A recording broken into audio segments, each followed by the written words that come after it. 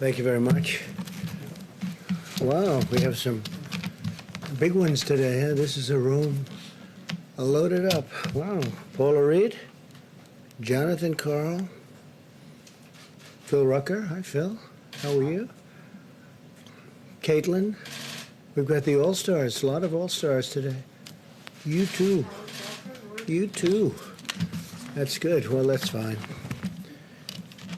Thank you very much. In the past 4 months, we've added 10.6 million jobs, including 643 manufacturing jobs and 658,000 construction jobs. It's far beyond expectations. We've experienced the smallest contraction of any Western nation, meaning we've been affected less than any other nation, Western nation, and probably almost, I think you can put us in, I just saw some numbers, I think you can put us into just about any category anywhere. And the fastest recovery by far, and that's anywhere. Nobody's recovered like we're recovering.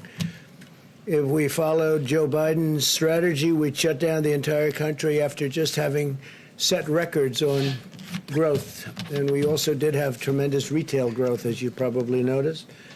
We're witnessing the fastest labor market recovery from an economic crisis in our history.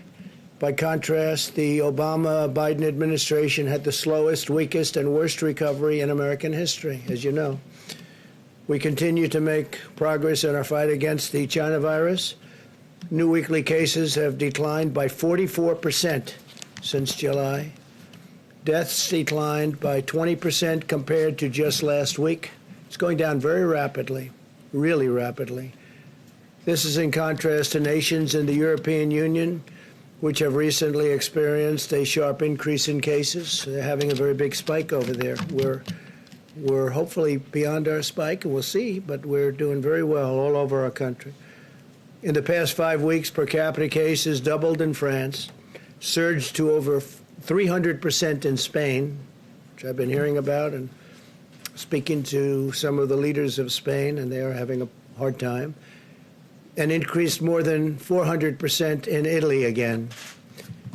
And as you remember, I put a ban on people coming in from Europe after the ban I imposed on China, Wuhan, but because of Wuhan primarily, because that area was very infected, we also put a ban on Europe. So Spain is being heavily impacted, France, and 400% in Italy. Yesterday, European nations experienced 50% more deaths than the United States. And you don't hear these things, you don't hear these statistics, but the United States has done really well. Very proud of everybody that worked on this.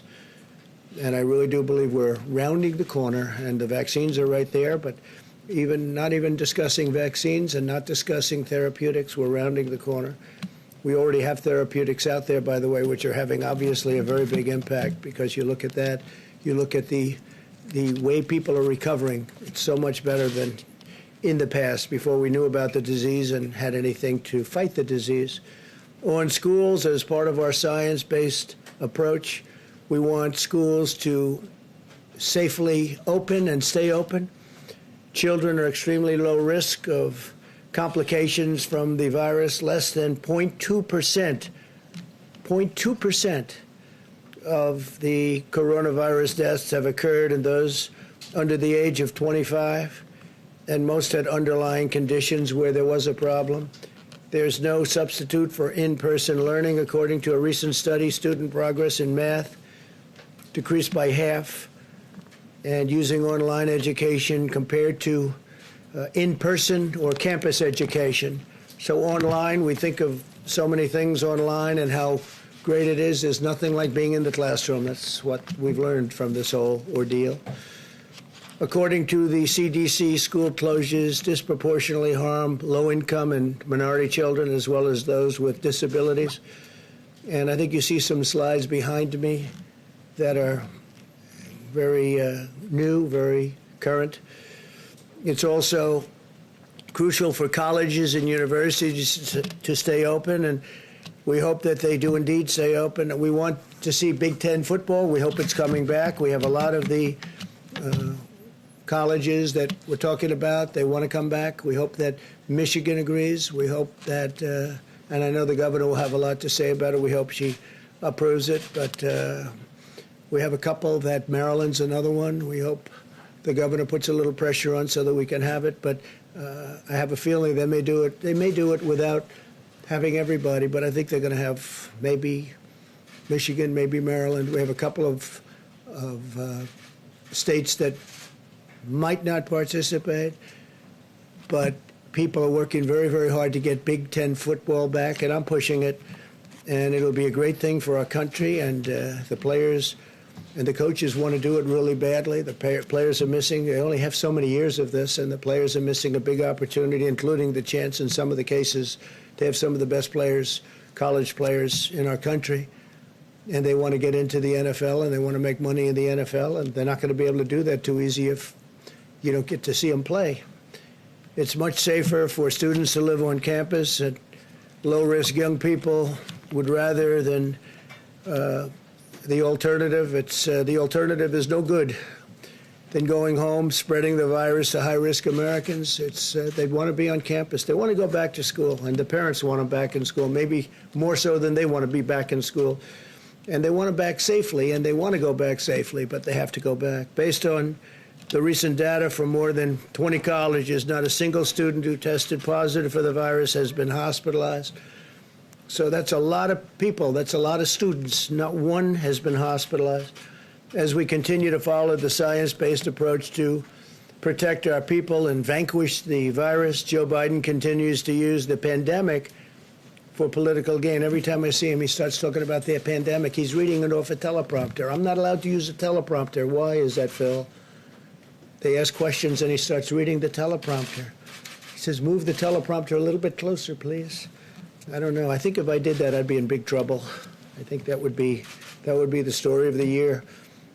When I took early action in January to ban the travel and all travel to and from China, the Democrats and Biden in particular called it xenophobic. You remember that?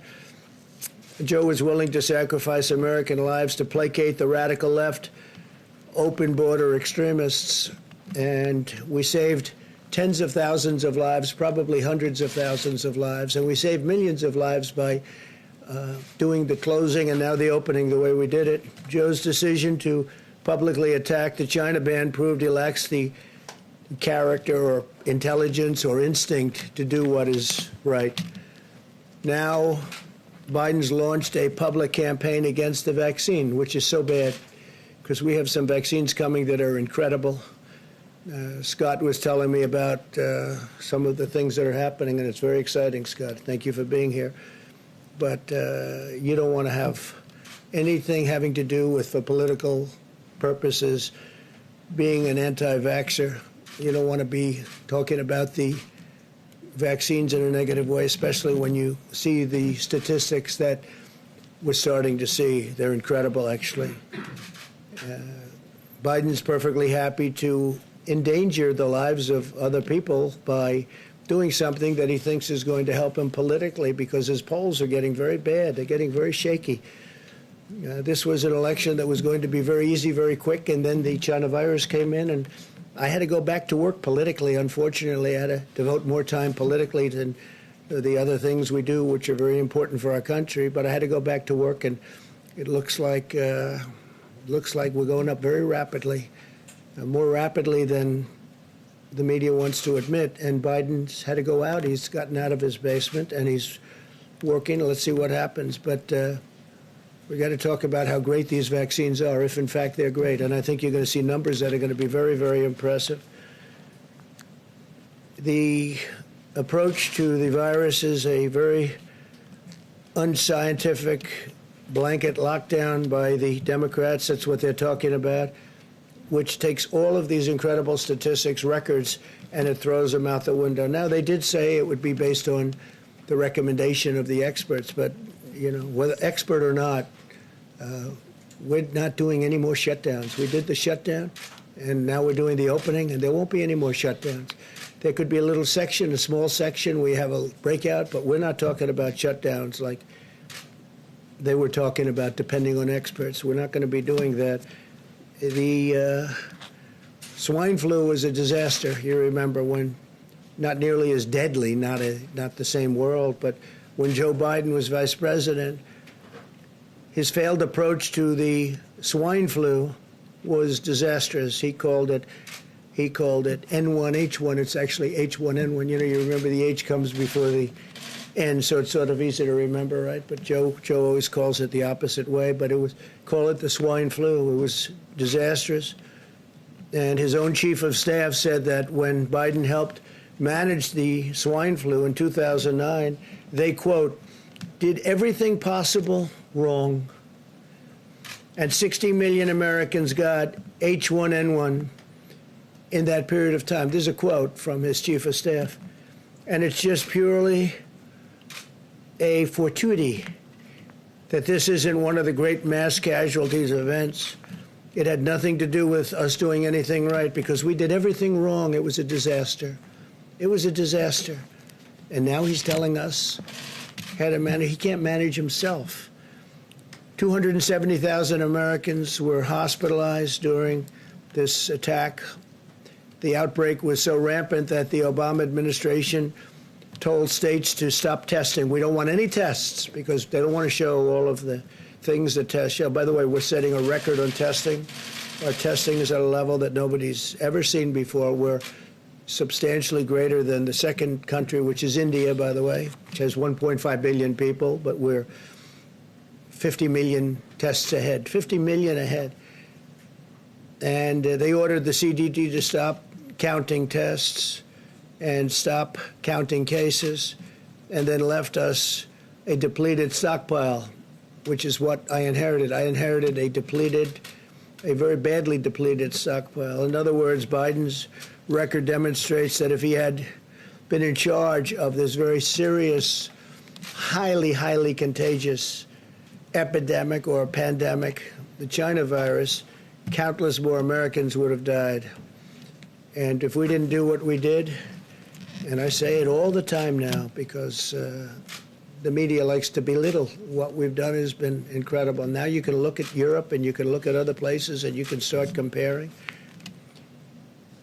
Biden is weak on China. Yesterday it was revealed that a fund partly owned by Joe Biden's son Hunter facilitated the sale of a Michigan auto parts producer to a leading Chinese military defense contractor. You don't want to write about that, do you?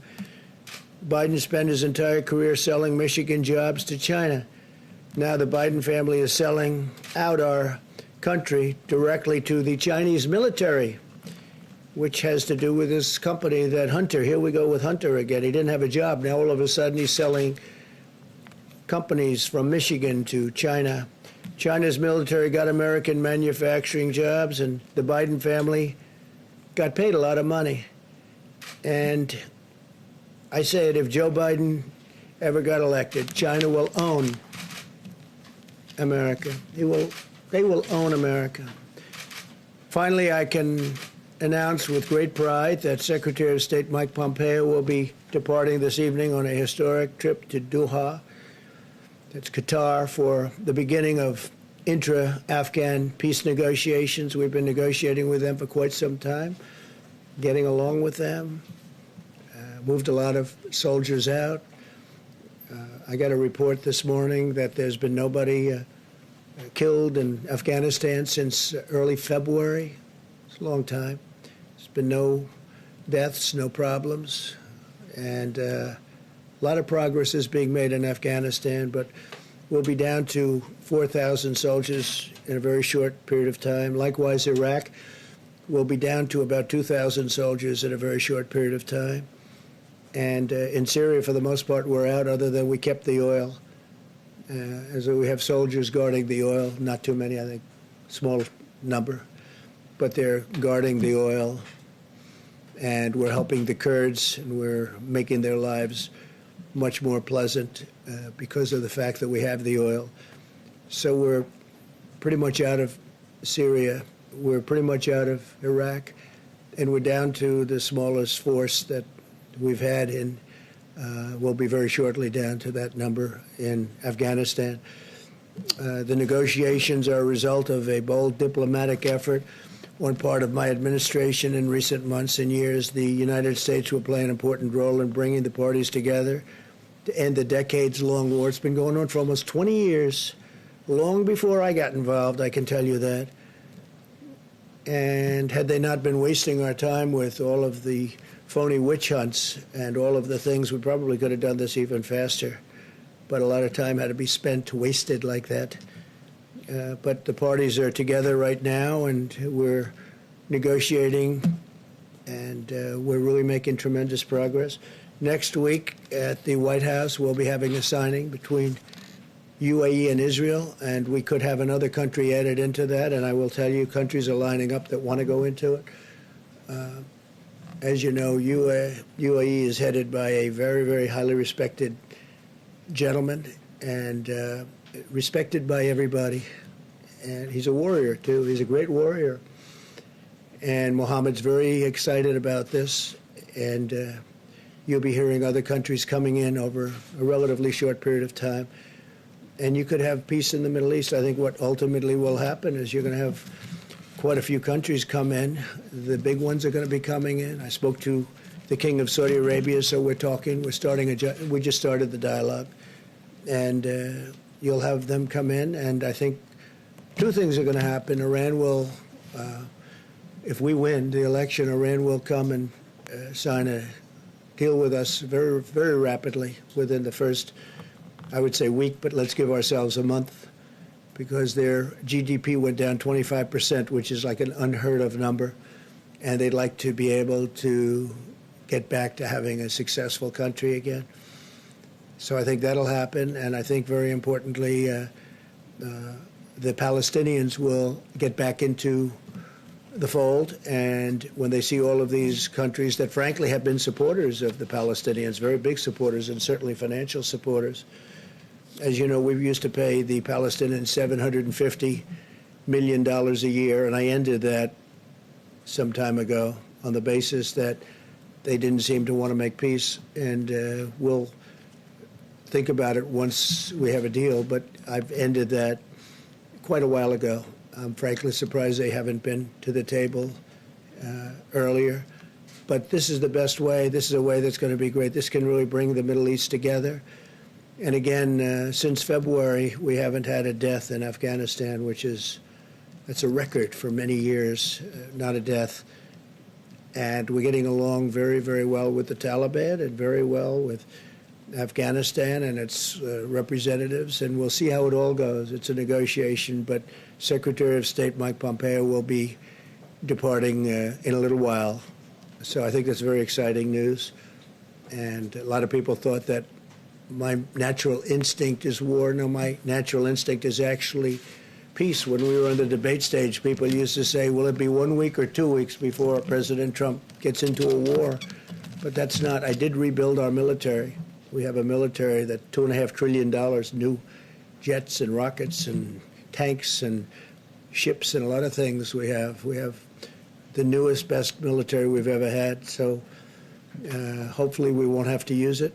Our nuclear program has been put into gear like never before. And in particular, hopefully, we won't have to use that, because that's a whole new level of destruction, and we never want to. Just have to pray to God we never have to use that. All right, please, John. Yes, thank you, Mr. President.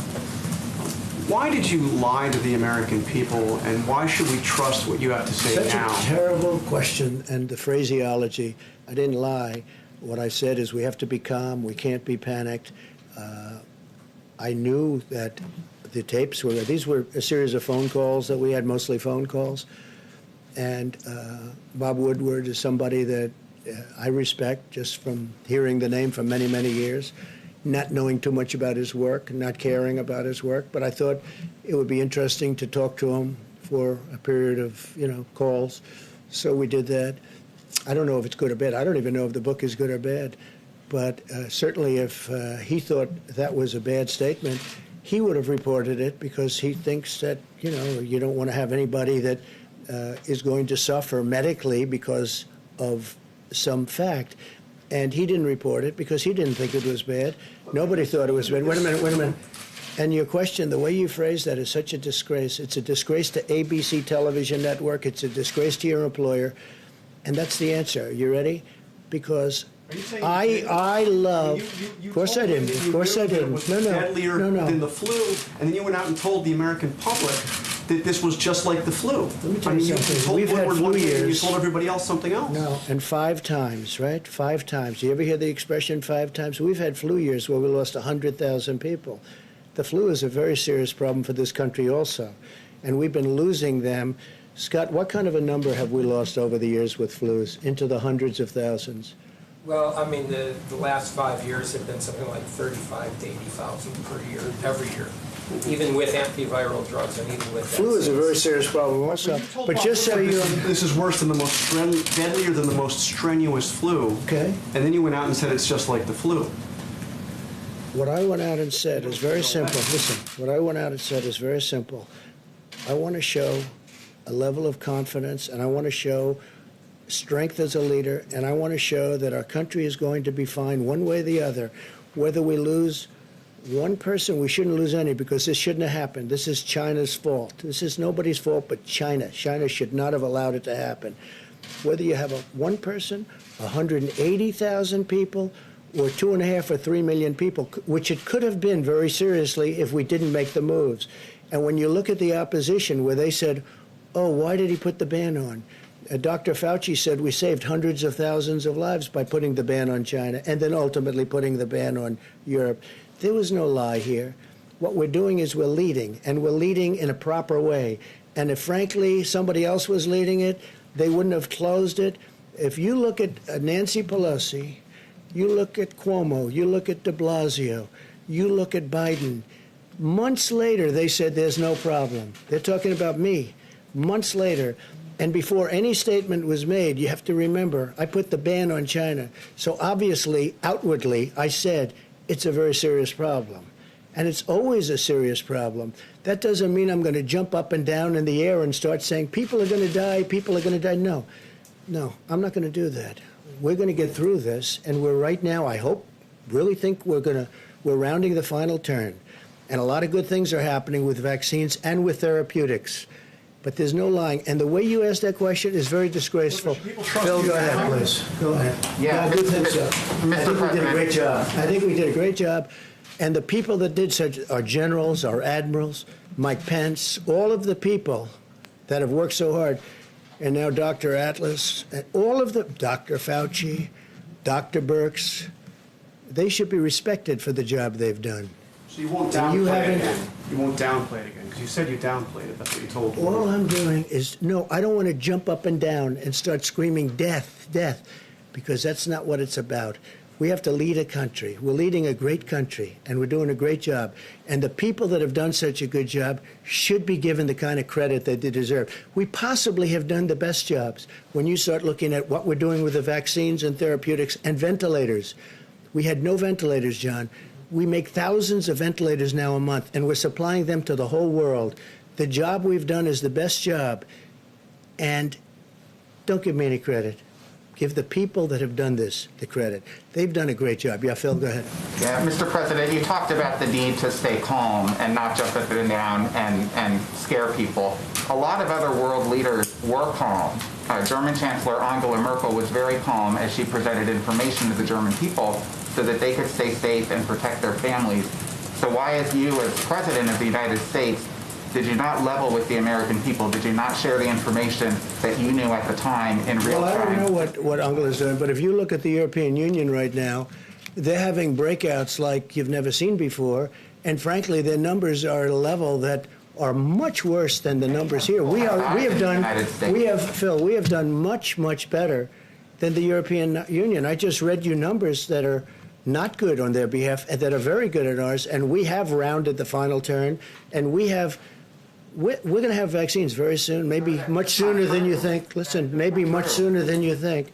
But we have done a phenomenal job. And the people that have done this job, including the American public that's had to put up with a lot, with the lockdowns and all of the things that they had to do, they have to be given credit. They have to be given credit. But you knew Please, this was go a ahead. deadly virus. You knew it was airborne. You knew on February 7th, you told Bob Woodward how it transferred from person to person in the air, how deadly it was. Why did you not come to the podium and calmly Well, let me ask you tell this. people If what Bob happened? Woodward thought that was bad, because this is stuff that everyone knew, there's a report that I have here someplace where China said it was airborne earlier than the statements I made. People knew it was airborne. This was nothing. This was no big. When I say it was airborne, everybody knew it was airborne. This was no big I thing. know that in February. Well, read the reports. China came out with a statement that it was an airborne disease. I heard it was an airborne disease. I assumed it early on. The fact is, there has to be a calmness. You don't want me jumping up and down, screaming, there's going to be great death, and really causing some very, very serious problems for the country. If Bob Woodward thought what I said was bad, then he should have immediately, right after I said it, gone out to the authorities so they can prepare and let him know. But he didn't think it was bad, and he said he didn't think it was bad. He actually said he didn't think it was bad. The only one that said it was bad or thinks it was bad were the fake news media, because they take it and they try and put it a certain way. If Bob Woodward thought it was bad, then he should have immediately gone out publicly, not wait 4 months. You know, he's had that statement for 4 months, maybe 5 months. He's had it for a long time. It was a series of taped interviews, mostly by telephone. Quick ones, not long ones, quick ones. And I did it out of curiosity, because I do have respect, and I want to see, I wonder whether or not somebody like that can write good.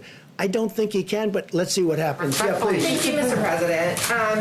We're just about 50 days out from the election, and we haven't seen a lot out of the Durham investigation yet. Yeah. Where is that? And do you have confidence in the investigation? Well, I can't tell you that yet. I have to see. I'm not involved in it. I purposely stayed uninvolved. I'm, I guess, considered the chief law enforcement officer of the country. I could be involved if I wanted to. I thought it would be better if I wasn't. I think it's better if our great attorney general handled it. He has Durham, who is a very, very respected man, and we're going to see what it is. I can't tell you that. I can tell you this. I can tell you this. They lied. They cheated. They leaked. They got caught. They spied on my campaign. Never in history has there been anything like this. And I guarantee if the roles were reversed and I was on the Democrat side, people would have been in jail at the very highest level. People would have been in jail for 2 years already. Nothing like this has ever happened. And the term would be for many, many years, because it's treason, and other words can be used also. So you think there should be more indictments as a part of this investigation? Well, I think just on what I read in your wonderful papers, I think, and see what, you know, just looking at the media, not even what I know. I think Comey is a disgrace to our country. I think Strzok, who just wrote a book, which is a total fake, is a disgrace. I think Page, Lisa Page, his lover, is a disgrace to our country. I think that when you look at McCabe, where his wife got $700,000 in campaign contributions from Hillary Clinton, right? And then Hillary Clinton's under investigation, and yet she paid the head of the FBI, one of the top people, but actually the head, because he took over for the other guy, who fortunately I fired. I made a good move when I fired. That was a smart move, because they were looking to take down this administration, duly elected administration. So I fired him. That was a great move when I fired him, because maybe if I didn't, I wouldn't be here talking to you as president. But when McCabe's wife gets $700,000 in campaign contributions when she was running for whatever office she was running from Virginia, and yet he's in charge of the investigation of Hillary Clinton. Now, he says, well, I wasn't really in charge. Of course he was in charge. He was totally in charge. He knew exactly what was going on. These people got caught in probably the biggest political scandal in the history of our country. They got caught. Now, what the Durham report is going to say, I can't tell you. But if they say half as much as I already know just from seeing it, you know, you have people, I watch some of the shows. I watched Liz McDonald, she's fantastic. I watched Fox Business. I watched Lou Dobbs last night, Sean Hannity last night, Tucker last night, Laura. I watched Fox and Friends in the morning. You watch these shows, you don't have to go too far into the details. They cover things that are, it's really an amazing thing. They got caught in the biggest political scandal in the history of our country. They were spying on their opponent's campaign. Not only spying, they were making up fake dossiers. You have the dirty dossier. They were making up the dirty, it was all made up. It was all fiction. It turned out to be fiction. And then they were using that in the FISA courts, this revered court. Well, it's not so revered anymore, because when you look at what they did and how they played it, and they hurt a lot of people. General Flynn is still being hurt, and he's being hurt very badly. He's a wonderful person. I spoke to General Milley about General Flynn 2 weeks ago. I said, what do you think of General Flynn? He said, he's a great soldier, sir, and he's a wonderful, wonderful human being. He's been destroyed. He's been destroyed. No, I think that this, without knowing anything about what Durham is going to release, the Durham report, we'll call it, or maybe it's going to be more than a report. Maybe it's going to be much more than a report. I don't know. Maybe it's a report, or maybe it's much more than that. But when I look at the things that everybody in this room knows just from reading about it from yourselves back and forth, I think it's a disgrace to our country. And I think if people don't pay a very, very substantial price, it'll happen again. And this should never, ever happen to another president. Thank you very much. Thank you,